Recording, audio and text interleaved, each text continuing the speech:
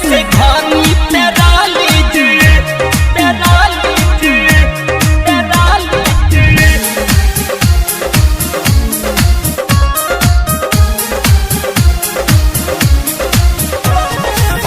अपना बना के चले गए दिल तोड़ के, तभी तुम्हें नाच रही लोक लाज छोड़ के, लोक लाज छोड़ के, लोक लाज छोड़ के।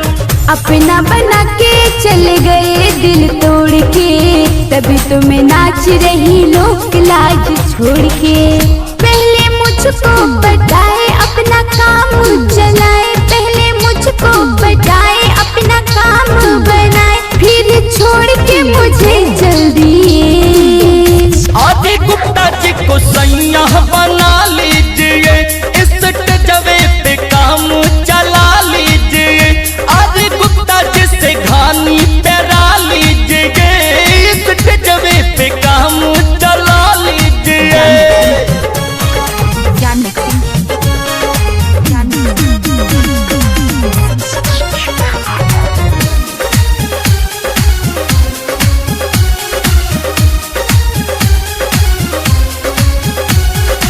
ले आए घर से बना के बहनवा, छोटी उम्र में बहकता है मनवा, छोटी उम्र में बहकता है मनवा।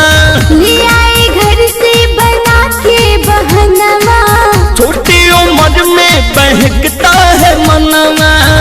मुझको उल्लू बनाया फिर सपने दिखाया, मुझको उल्लू बनाया फिर सपने दिखाया, मजा लूट के वो निकल दिए। आदि गुप्ता जी को सैया बना लीजिए, इस जगह पे काम चला लीजिए। आदि गुप्ता जी से घानी तेरा लीजिए, इस जगह पे काम चला लीजिए।